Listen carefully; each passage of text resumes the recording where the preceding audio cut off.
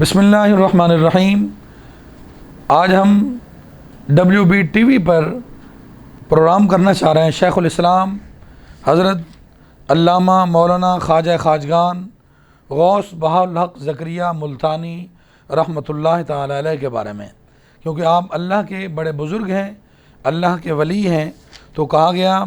کہ نگاہ ولی میں وہ تاثیر دیکھی، بدلتی ہزاروں کی تقدیر دیکھی۔ آپ نے ملتان، جسے مدینۃ الاولیاء کہا جاتا ہے، ملتان کی سرزمین پر قدم رکھا اور اللہ تعالیٰ کے فضل و کرم سے، اللہ تعالیٰ کے انعام اور اکرام سے آپ نے اپنا فیضان وہاں سے جاری کیا۔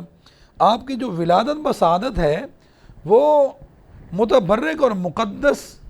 اس رات کو ہوئی جس رات کو قرآن نازل ہوا۔ 27 رمضان مبارک تھی، 566 ہجری میں آپ کی ولادت بسعادت ہوئی، اور آپ کا جو وصال بکمال ہوا 7 صفر المظفر 666 ہجری میں آپ کا وصال بکمال ہوا۔ اللہ کے فضل و کرم سے آپ نے تقریباً 100 سال عمر پائی، اور وہ 100 سال جو دنیا میں عمر گزاری وہ ساری کی ساری دین مصطفیٰ کی خدمت کے لیے آپ نے وقف کر دی، دین مصطفیٰ کی خدمت کی۔ آپ کے والد گرامی کا نام تھا حضرت شیخ وجیہ الدین رحمۃ اللہ تعالی علیہ۔ آپ کی جو والدہ تھی وہ شیخ حسام الدین کی بیٹی تھی، اور آپ کے دادا جسے دادا رحمۃ اللہ تعالی علیہ، آپ مکہ مکرمہ میں رہتے تھے، اس کے بعد پھر آپ خوارزم میں چلے گئے، اور پھر آپ کے بعد جب آپ ملتان تشریف لائے، کیونکہ ہندوستان کی سرزمین پر اور دارالاسلام جو تھا وہ صرف اور صرف ملتان تھا، تو آپ ملتان تشریف لائے۔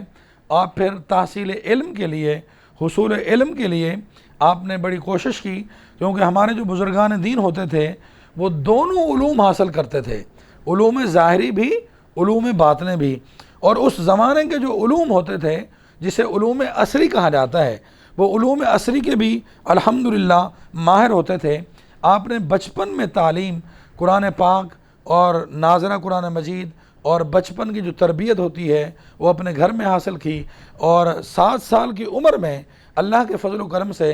آپ اپنے گھر میں حافظ قرآن بن گئے، اور اس کے بعد پھر آپ تعلیم حاصل کرتے رہے، اور صرف اور نحو اسی طرح گرامر پڑھتے رہے۔ اس کے بعد آپ کی عمر تھوڑی آگے ہوئی تو آپ کے والد ماجد کا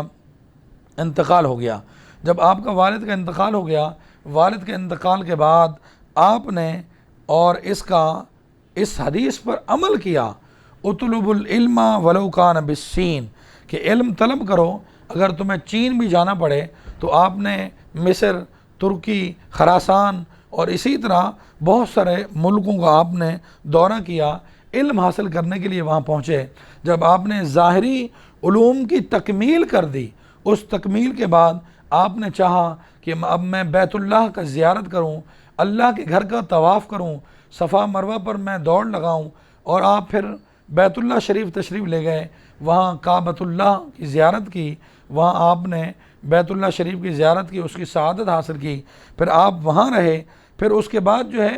آپ وہاں بھی آپ نے کعبۃ اللہ میں جا کر وہاں انبیاء کے مزارات مقدسہ پر حاضری دی۔ جو انبیاء کے مزارات ہیں وہاں کعبہ شریف میں اور مکۃ المکرمہ میں، آپ نے وہاں حاضری دی، اور ان کے مزارات پر بھی حاضری دی، اور جا کر وہاں کے جو بڑے بزرگان دین تھے ان سے بھی علم حاصل کرتے رہے۔ اور علم جو ہے، علم سے روشنی ہوتی ہے، اور بزرگان دین اصل حصول علم کے لیے اپنے وطن کو، اپنے ملک کو، اپنے علاقے کو چھوڑ کر دور دراز تک جاتے تھے علم حاصل کرنے کے لیے۔ شیخ بہاءالحق زکریا ملتانی سہروردی رحمۃ اللہ تعالی علیہ کا یہ پیغام امت کے لیے ہے کہ تم علم حاصل کرو، علم کے اندر ہی نجات ہے، علم حاصل کرنے میں ہی عظمت ہے۔ جو قومیں علم کے حصول کے لیے جد و جہد کرتی ہیں، علم پڑھتی ہیں، علم پڑھاتی ہیں، رب ذوالجلال ان قوموں کو